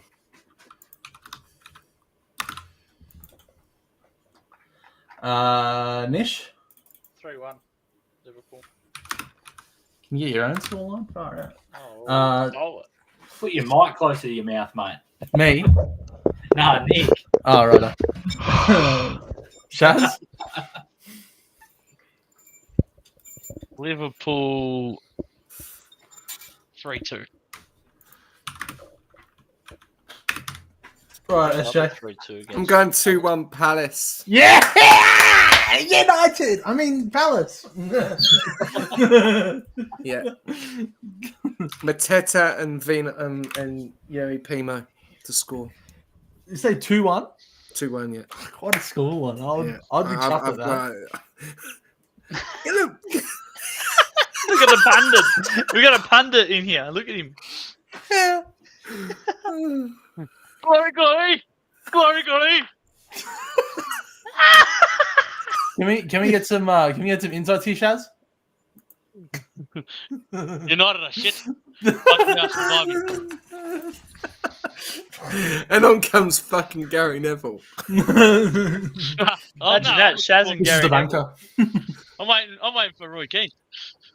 All right, guys, we all done on that one? Big baby. Roy Keane's coming to punt him. Nottingham Off to the Forest pitch. and Sunderland. Shaz. Forest 5-0.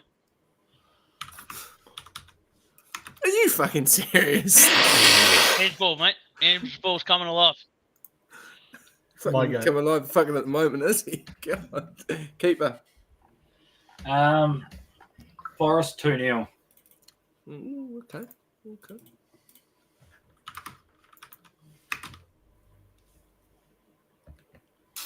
Mish. Forest 3-1. I like when you do that, like that eye movement thing. What the hell? That sounded so questionable in so many ways. Caps. He likes when I do that eye movement. Caps. Oh, sorry. Yeah, you know what? Shaz is fucking spot on. 5-0. Tangible, baby. Keeper. Already done it. No, fuck it. No, you haven't. Sorry. Oh, what game is it? Nottingham and Sunderland. I said 2-0. Did you? Yeah. Yeah, he did. Yeah. I didn't write it down. Wait, SJ, did you say 2-0? No, I haven't said mine. Oh, whoops. I'm That's where I gonna fucked up. go 1-1. Oh.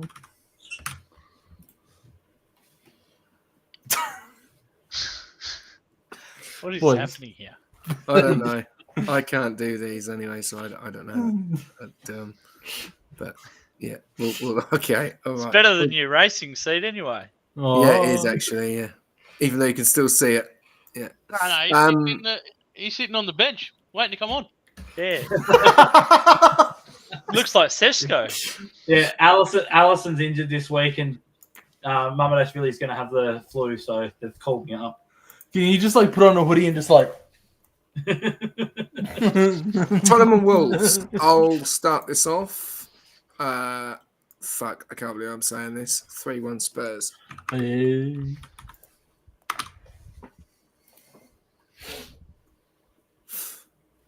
Cavs.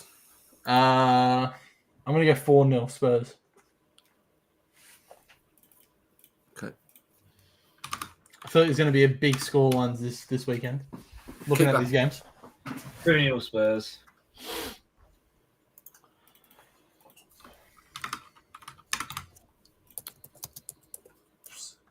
Nish. 4-1 Spurs.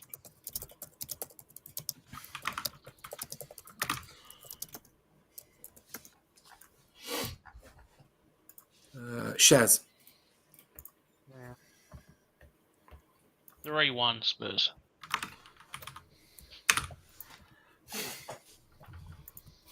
And You gotta turn around, Chaz. Keep your eyes on the road, man. and Keeper. You said 2-0. For fuck's sake. Okay. Is that everyone? Yeah. Yeah, cool. Sorry, my apologies, guys. Aston Villa and Fulham. We'll go Nish. Villa 3-1. 3-1, okay. Shaz.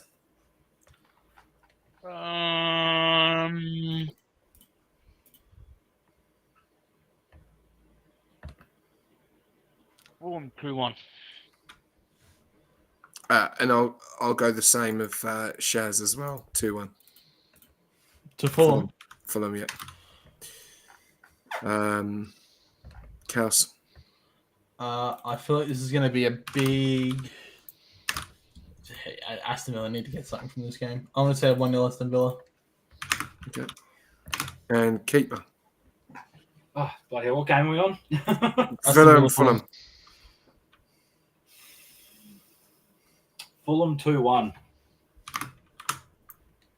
Oh, 3 people have gone for the same. All right.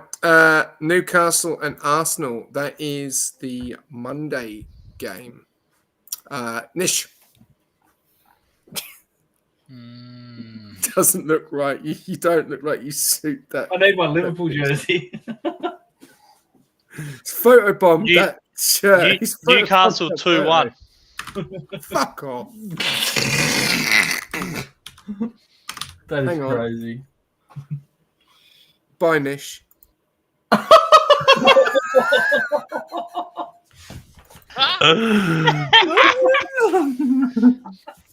love you, listen. I love you, really. Cass. Newcastle 3-0. Yeah. Like us. We need him back. We do need him back. Bro, thank fuck I'm out of there, bro. Oh shit, here you going, guys. Keeper. Arsenal 2-1. It looks like you photobombed that photo. Doesn't it? Just rewound back to 2005, lads. It's fine. Can you do me a favor, keeper, and just do a thumbs up, screenshot it, and make that your Facebook profile picture?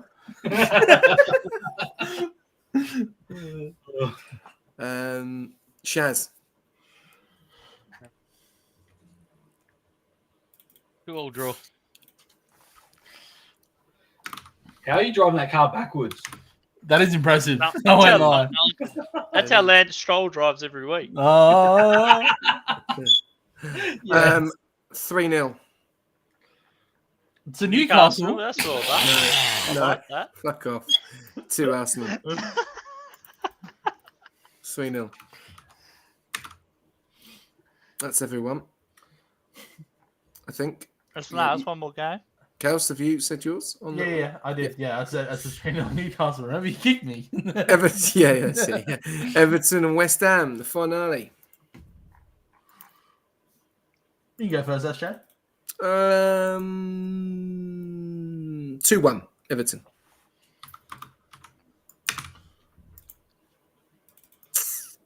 Nish. 2-1 West Ham. Ooh. Someone kick this guy. Hold on. We don't all love Shaz. Everton like you, Gus. I'm gonna go 2-2 draw. Okay. Keeper. 2-1 Everton. You disgust me. I knew you'd like that.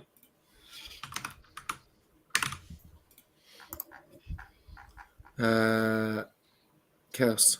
4-0 Everton. Wow. Holy. Fuck yeah. Grealish for a Hattie. Okay. Cool. All right. A couple of more things and we'll wrap it up, guys. So, first of all, game of the week. What do we think it's going to be? Actually, let me pull up all the EPL games and I'll let you know. Game of the week. I'll go first. You can remove your screen share I've now, got, Keeper. I've got the Newcastle Arsenal game. Yeah, I was thinking that too, Nish. That'll be a pretty good game. What about you, Keeper? What do you think will be the game of the week?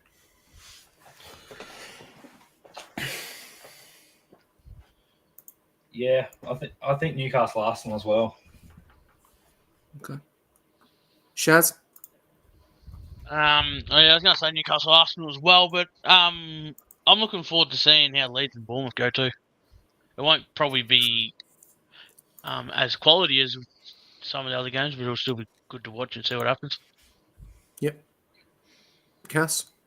Yeah, there's a few games that I don't care about, like Chelsea, Brighton, City, Burnley, Crystal Palace, Liverpool, will pump Liverpool, Brentford United.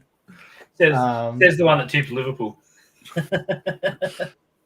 I think the easy one is to go for Newcastle Arsenal, but I am interested to see how Forest go against Sunderland. I think that should be like an interesting one because of the fact that the capitulation against fucking Swansea was absolutely terrible. So interested to see how they bounce back, especially after drawing to Burnley as well last week. So yeah, they need to sort it out. Ange needs to whip them into shape. Okay. I'm going to go for Crystal Palace and Liverpool. I think that's going to be my game of the week for Matchweek 6. I didn't want to be biased. No, I don't. I think it'll be a good game. I think really do. Crystal Palace are very good. I actually think that's going to be a good game. It's Yeah, I think it's going to be a very good game. I'm just looking at. Have we got another double watch along again this Uh, weekend? probably not. No, probably only do one depending on the times. But Surely, for- for the United boys, we do Brentford United and back it up with Crystal Palace Liverpool. yeah, we can do. We can do that. Yeah, That covers everyone. That covers every single person in here except for you, SJ. Yeah, I don't care, mate, because I'll watch the Newcastle game on my own. We might be late, but it's to the United game, depending if one. Is it 11:30? No, the Yeah. Yeah. Oh no, Depends on- it'll be done by 11 because there's no sprint, bro. Oh, no sprint. Yeah. Okay, we're Yeah, done. yeah, then. done. Okay. They're only Any- short forward, We'll touch base on what we're going to do for the watch-alongs, but any recap of any of those games that anyone wants to talk about before we do go over the last couple of topics? I'm good. Yeah, I'm sweet. I'm pretty happy. Okay, cool. All right, so with agreements, then we'll do Brentford and United for you, Shaz and RJ, if we can get him on. and RJ. if And we can get 'em RJ, on. if we can get him. And the next one we'll do Crystal Palace and Liverpool for you, Cass.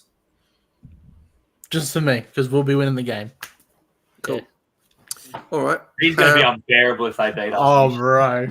Honestly, I think I do want to talk a little bit about that actually. Just Crystal Palace have played Liverpool a few times and they've had some really good results. The question is, will Liverpool be too strong with most of the players they've got? But we know that Mateta, Sarr is he's a bogey player for Liverpool. Do they have that creativity with no Eze? What they're going to be at like in that midfield, but you can't underestimate Warburton and Will Hughes. That Will Hughes is a fantastic player. I've always rated him. Is Mateta out? I don't think so. He played. They thought he wasn't going to play on the weekend, but he played. So unless something's happened since then, he'll be playing. Yeah, I don't think he's injured. From what I understand, I'll be changing my tip if it was the case if he is injured. Yeah. What are we talking about? Palace and Liverpool. If Mateta is injured, I hope not. I'm not sure. I haven't heard anything. I'll have to touch base on it. There was question marks over him last week, and then he started. So I think he's fine. We can organise it if we want What's that? for him to get injured. Oh. One more thing I do want to talk about just before we do wrap it up. Obviously, Ballon d'Or was announced, and this man has got the win there. Fantastic season Dembele had for PSG. And yeah, I think to be honest with you, I know that Ballon d'Or is one of the biggest trophies that everyone wins for the best player in the world. Just want to touch base on everyone's thoughts here on Dembele winning Ballon d'Or. And I'll go with you first, Cass. Phenomenal player. I think no one even came close to him last season. If anyone else won the Ballon d'Or, I would be mind blown. I know we've got a few red jerseys in here, but he was not on the same level as Ousmane Dembele. I think there's a reason why that team won the Champions League. Of course, there was, some really, really inventive tactics from Ernesto. Jesus Christ, I'm still thinking he's at PSG. Fuck, why am I forgetting his name right now? Jesus Christ, who's the manager? Luis Enrique. Thank you. Whoever said that. No one said it. My brain said it. But yeah, I just think that he's been so effective, especially with the addition of Kishvelia, especially in January. I think that was a big part of PSG's success, but he's been a phenomenal player. That absolutely deserves it. And that's the Liverpool fans. Yeah. What about you, Nish? Yeah, he's a great player. Playing in the Farmers League. Wow. I was hoping to get a bit more out of you, but okay, all good. No He's a good player. He plays in the Farmers League. I don't know. What do you want me to elaborate? You want me to run him down a bit more, or do you not think he deserved it, or do you think that someone else deserved it? Well, there's a couple of players that come to mind. One plays for the Reds. I don't know. He done all right. He didn't do too bad. He won a league title in the hardest league. Oh, I don't know. What was the guy got to do? Unfortunately, Nish, like Dembele, great player, well done, good season. But if you're playing an English team, you're not winning the Ballon d'Or unless you win the Champions League or a World Cup with your country. It's a team. It's a individual trophy that's always decided on team achievements. So, Yep. In European competition, they don't take league and difficulty of league into consideration whatsoever. Well, hold on a minute. Let's actually have a conversation about this, because as much as Liverpool did fantastic last season, there's one title. PSG won the treble. It's not hard to win. In a It's not hard farmers to league. win the French treble, mate.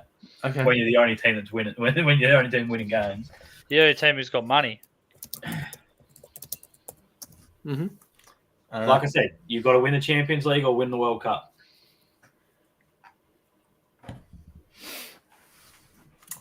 Oh, no, don't get me wrong. I think he's a good player. I think he's an amazing player, but I just don't.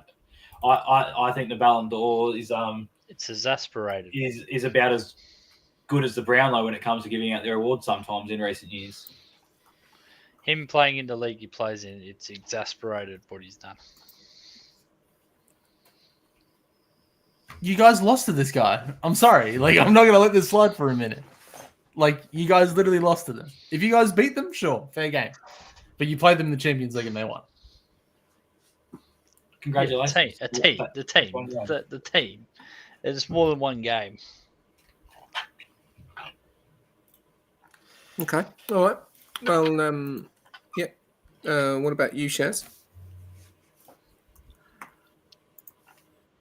I think it's been proven, as Keeper said, you got to either win a World Cup or win a Champions League to win the Ballon d'Or. If you want to come from England, and yeah, you can't take anything away from Dembele. He had a good year. Mhm. It's an achievement. It's I don't know. What's a player? Yes, a player would love to win a Ballon d'Or, but would they win it? Would they prefer to win a Ballon d'Or, or do the triple or the quad? We're saying about you got to win a Champions League. Well, where's Steven Gerrard's Ballon d'Or? All I will say, and like I'm taking nothing away from Dembele, but I lost faith in the Ballon d'Or when you seen Messi's reaction the year Van Dijk didn't win it. That said it all. I love you saying that when Van Dijk's a Liverpool player. No, look at Messi's reaction. That's what I'm talking about. I'm not talking about Van Dijk not winning. I'm talking about Messi's reaction to the fact that Van Dijk didn't win it. You got one of the greatest players of the current century was absolutely gobsmacked. The centre back that had the season of a lifetime of a freaking generation didn't win it, and even Messi was gobsmacked. To be honest with you, a player like Dembele, I wouldn't have thought would have won a trophy like this. You know, obviously the runner-up to who came second to him was Lamar. He's just outrageous for his age. And I think we know that he's going to get one eventually. But it's good. You know, Rodri got it last year, and then obviously Dembele got it this year. So I think it's good to have a bit of variety. The question is who's going to get it next time? That's the main thing. All right, guys. That is everything done for Off the Post. Thank you very much to everyone tuning in, as always, for predictions. Thank you very much to Keeper Shaz coming in later, and Nish, and also Kaus for doing the spreadsheets. Great job, mate, on that. Thank you very much. And jumping in also later on as well. Remember, you jump back on board with Off the Post on Saturday with the watch along with Brentford and Man United kicking off first, and then we'll then head over to the Palace and Liverpool game, where I'm sure Keeper and Nish and Kaus will not be friends in that game. We'll be friends. Shaz will still say that Man United is shit, even if they beat Brentford. But we'll have to wait and see what happens. Remember, there are games going on tomorrow. We've got the Carabo Cup of round 3. There's most of the Premier League teams. That's when they enter the tournament because, they come in later. They don't start round 1 or round 2. They come in later. So we've obviously got, Man United, unfortunately, aren't in it. They got knocked out. Sorry, Shaz. Big L there, my friend. Liverpool kicking off with Southampton. Crystal Palace got their win against Millwall, and then Arsenal taking on Port Vale. And then we head over to the Premier League as well. But don't forget, we also have the Europa League that's starting up as well this week, so you don't want to forget about that. But we'll be back on the watch along on Saturday for the Man United game. Thank you very much to Keeper, Shaz, Nish, and Kaus. And also, guys, when we do, what we're going to do, I've just fired this in, if everyone's in agreement. Whoever wins the score lines for the predictions gets a football shirt.